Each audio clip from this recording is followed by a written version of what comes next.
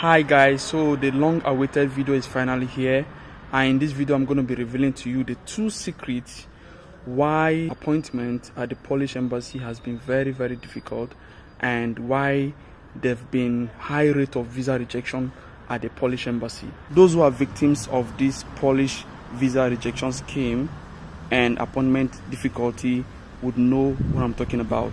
I want to let you know that in the beginning it was not so. Things weren't this difficult, when it comes to getting a Polish visa or appointment. That is why in this video I'm going to be sharing with you how we arrived at this point and why we have these problems today. Alright, it's so important for you to know the source of problems, because if we are able to know the source of problems, we'll be able to know how to navigate, what to do, and to see if we can find a solution. If we can't find a solution at the moment, we can have a sense of redirection regarding where to turn to, which countries we should go to, and this is why I'm making this video, to share these things with you. Alright, so if you haven't subscribed, please subscribe to this channel, and also click on the bell so that you'll be notified whenever I drop content. I drop content every week, so ensure that you're glued to this channel so that whenever I drop content, you'll be one of the first people to see it. And please like this video by clicking on the thumbs up button, alright, so that this video can be seen by so many people. In the beginning it was not so. Things were normal, we didn't have anything like paying agents to get appointment for you. I'm just saying based off on the country where I used to live, which is Turkey.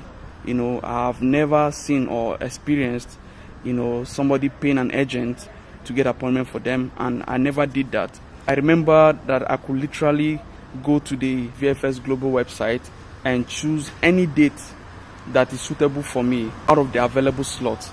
So things were kind of like not as difficult as it is now. So prior to COVID times, things weren't this difficult. So that the COVID time came with lockdown and other stuff, and because of that there were kind of restrictions, going to some countries. During the lockdown, people weren't allowed to move to certain places at certain times, so mobility was really affected. So this was the beginning of the problem, because at that time I remember the sister of my friend, getting an appointment for her was through an agent, so they had to pay an agent to get an appointment for her. I started hearing about people paying agents to get an appointment for them and all those stuff. You could really see that mobility was affected. The number of people that were coming to Poland that time reduced, so it became like the new normal, for them to just grant visas to few people. Just when it seemed like we were getting out of COVID, then the war between two neighboring countries intensified, because that was not the beginning of the war. The war started some years ago. In fact, the war added salt to injury, and because of the magnitude of the war this time around, so many people from one of these neighboring countries came into Poland for refuge.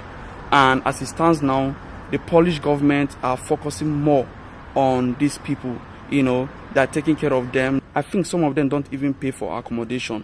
My friend was telling me that some places were even turned into homes because of them, in order to accommodate them. The Polish government even offered them free transportation within Poland, free education, and other benefits. So you can see clearly that the Polish government are really focusing on these people.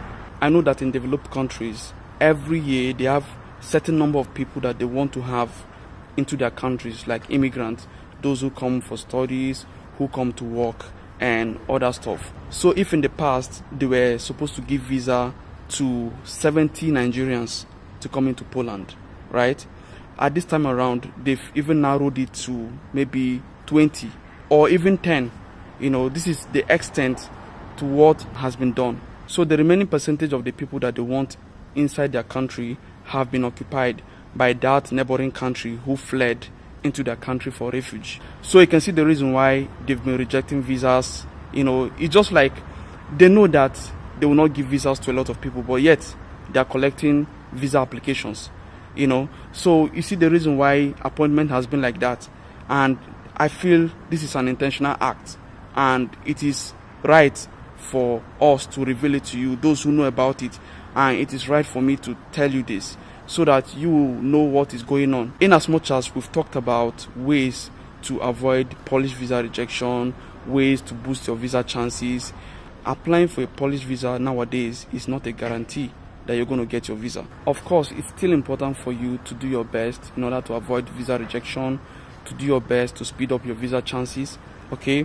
It's still important for you to do your best, but then it's important to know the root of the problem so that you can make an informed decision. So why am I telling you this? I personally have coached people who contacted me that were rejected of their Polish visa, and I told them to do this, do that, and they came back to tell me that they got their visas. So this is why you still need to put in your best. You still need to implement those things that I said in my videos regarding the things that can help you to get your visa, your Polish visa, But then it's important that you know the truth. It's important that you know the source of the problem so that you can make an informed decision. Am I discouraging you from applying for a Polish visa? No. Am I discouraging you from coming to Poland? No. Am I discouraging you from coming to study in Poland? No. Am I discouraging you from coming to work in Poland? No. Because people are still getting visas and people are still coming to Poland every day. But then it's important that you know the root of the problem so that you make an informed decision, so that you can position your mind, so that you can position yourself and know what to do. It's important for you to know this so that you can position yourself and put it at the back of your mind that anything can happen, and so that you can be prepared for the aftermath of whatever situation comes out of it. So from all I've said, you can pinpoint that there are two things which ushered in these problems. That is high visa rejection, appointment difficulty, and these two things are COVID and the war between the two neighboring countries. So the question now remains, why are schools in Poland still giving admission to foreigners living outside Poland? And why is the immigration still giving work permits to foreigners living outside Poland? Well, there are reasons for that, and look at it this way. If the schools in Poland don't give admission to foreigners living outside Poland, and if the immigration doesn't give work permits to foreigners living outside Poland, how would the few people that they want still come into Poland?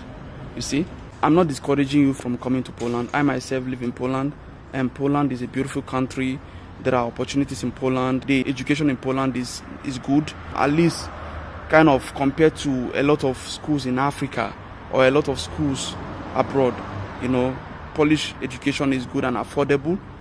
But then I need to tell you the truth. You can still come to Poland. It is possible, if you don't give up.